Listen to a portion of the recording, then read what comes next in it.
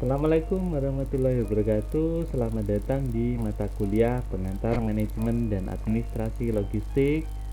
Mata kuliah ini diperuntukkan bagi mahasiswa sarjana terapan Manajemen dan Administrasi Logistik Sekolah Vokasi Universitas Diponegoro. Nah, kita masuk ke materi kedua terkait organisasi logistik dalam sektor publik dan sektor privat. Bersama saya, Johan Bimo Sukoco.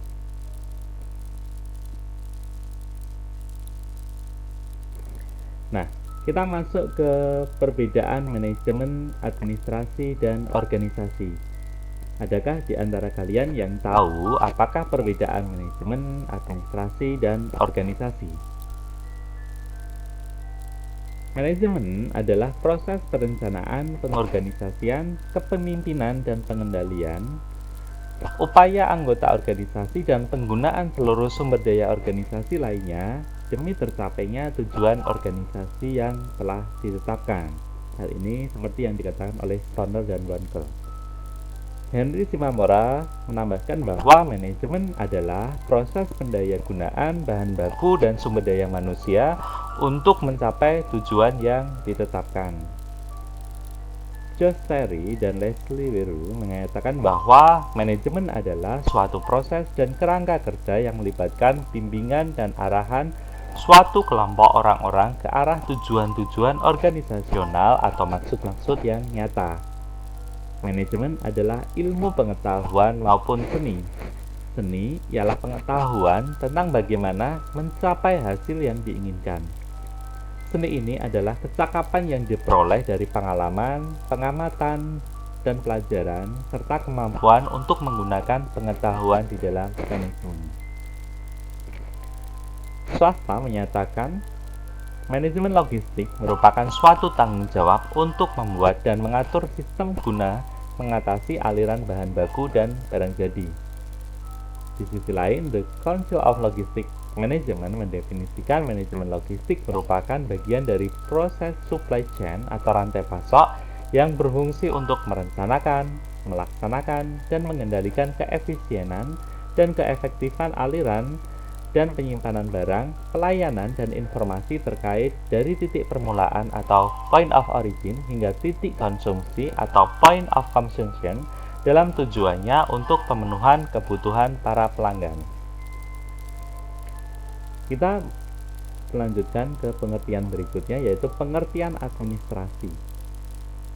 Administrasi menurut Handayani-Ningrat, administrasi secara sempit berasal dari kata administratif dari bahasa Belanda, yaitu meliputi kegiatan catat-mencatat, surat-menyurat, pembukuan ringan, ketik-mengetik, agenda, dan sebagainya yang bersifat teknik ketata-usahaan atau clerical work. H.A. Simon dan kawan-kawan menuliskan, administrasi adalah sebagai kegiatan daripada kelompok yang mengadakan kerjasama untuk menyelesaikan tujuan bersama. Administrasi logistik adalah suatu cabang atau turunan dari ilmu administrasi yang menekankan pada segala proses pengelolaan barang dari mulai pengadaan, penyimpanan, pemeliharaan, sampai pada penghapusan barang-barang yang dapat berupa barang habis pakai maupun tahan lama, agar nantinya dapat tercapai tujuan secara efektif dan efisien. Nah, dari sini kita dapat mengenal pengertian manajemen dan administrasi.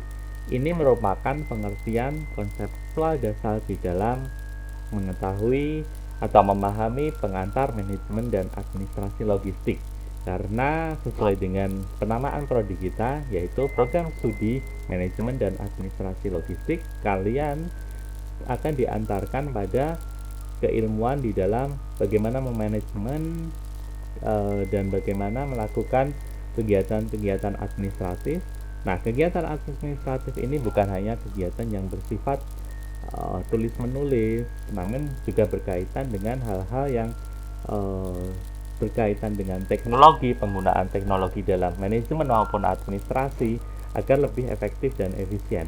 Bagaimana kegiatan manajemen dan administrasi dalam logistik ini diikuti dengan kegiatan-kegiatan dalam digitalisasi keduanya, atau di dalam penerapan teknologi informasi di dalam pengelolaan manajemen dan administrasi logistik itu sendiri. Kita berlanjut ke pengertian organisasi. Robbins mengatakan organisasi dapat didefinisikan sebagai berikut. Suatu kumpulan orang yang ingin mencapai tujuan secara rasional, suatu koalisi dari konstituen yang berkuasa di mana mereka menggunakan kekuasaannya untuk mengontrol distribusi sumber daya dalam organisasi, suatu sistem terbuka di mana terjadi sistem transformasi input-output dengan lingkungan. Pengertian organisasi lainnya yaitu sistem yang menghasilkan pemaknaan tertentu di mana tujuan diciptakan secara simbolik dan dipelihara oleh manajemen. Atau sistem pasangan yang independen di mana unit-unit yang berada di dalamnya dapat memiliki tujuan yang berbeda atau konflik. Dan suatu sistem politik di mana konstituen internal berusaha mengontrol proses pembuatan keputusan dalam memantapkan posisinya.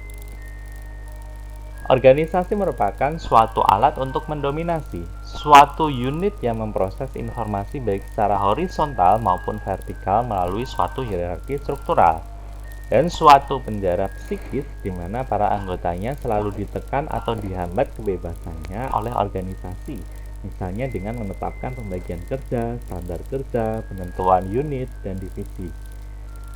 Organisasi merupakan suatu kontrak sosial di mana terdapat serangkaian kesepakatan yang tidak tertulis dan para anggotanya harus berperilaku sedemikian rupa sehingga mendapatkan kompensasi tertentu.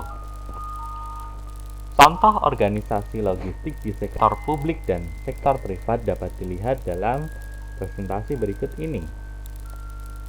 Ini adalah tampilan slide yang memperlihatkan badan usaha milik negara atau BUMN di sektor logistik. Dapat kita lihat, misal Bulog atau Badan Pusat Logistik, PT Pos Indonesia, di dalamnya juga memiliki pos logistik, kemudian BGR, sebuah BUMN Bandagara Reksa yang bergerak di sektor logistik dan pergudangan, kemudian Angkasa Pura Logistik dalam pengiriman logistik menggunakan air kargo atau pesawat terbang.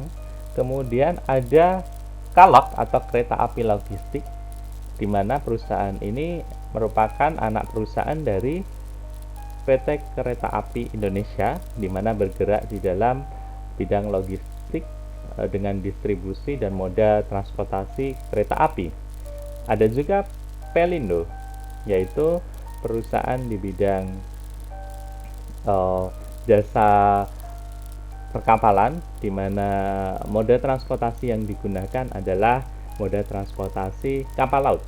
Kemudian kita mengenal juga ada Pertani, di mana perusahaan ini bergerak di bidang logistik pertanian.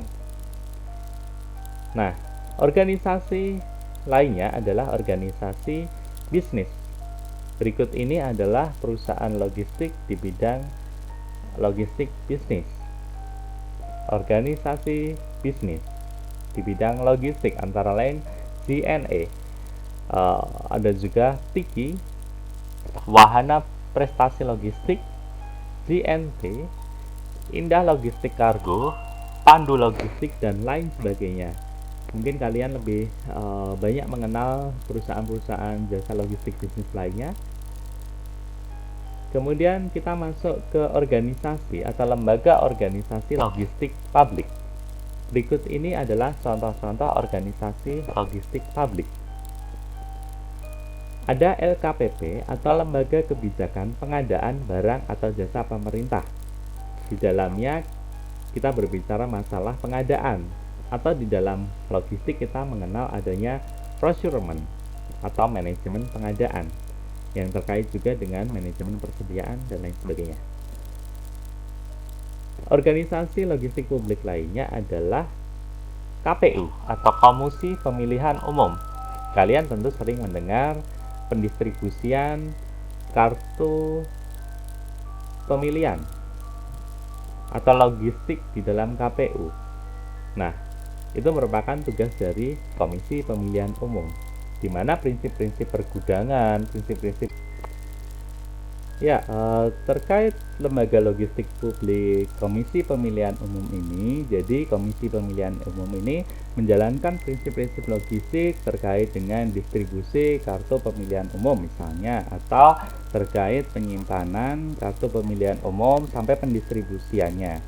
Nah, berikutnya adalah perusahaan daerah air minum. Nah, perusahaan ini juga merupakan salah satu lembaga logistik publik yang menjalankan prinsip-prinsip logistik, karena di sana menyimpan terkait perpipaan, di mana prinsip-prinsip manajemen pergudangan perpipaan ada di dalam prinsip-prinsip yang dijalankan oleh perusahaan daerah air minum ini sampai dengan pendistribusian pipa-pipa ke unit-unit terkait.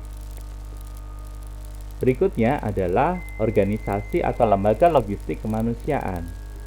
Dapat kalian lihat, contohnya adalah BNPB, Badan Nasional Penanggulangan Bencana.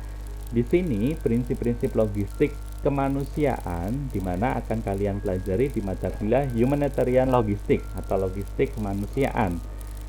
Nah, BNPB ini menyalurkan bantuan-bantuan bencana ke daerah bencana.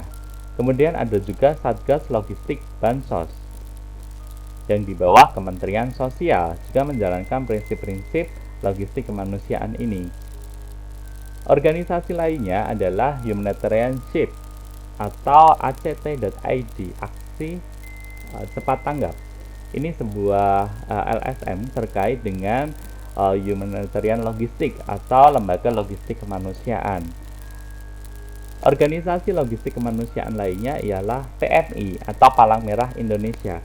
Prinsip-prinsip logistik kemanusiaan mulai dari manajemen persediaan darah, kemudian distribusi ketersediaan darah kepada pihak-pihak yang membutuhkan ada di dalam logistik kemanusiaan yang diselenggarakan oleh Palang Merah Indonesia. Nah, demikian yang dapat kita pelajari hari ini. Terakhir, saya mengutip quote dari Tan Malaka. Idealisme adalah kemewahan terakhir yang hanya dimiliki oleh pemuda. Saya, Johan Dimas Boco, pamit. Jangan lupa subscribe untuk mendapatkan kelas-kelas logistik berikutnya. Akhir kata, Assalamualaikum warahmatullahi wabarakatuh.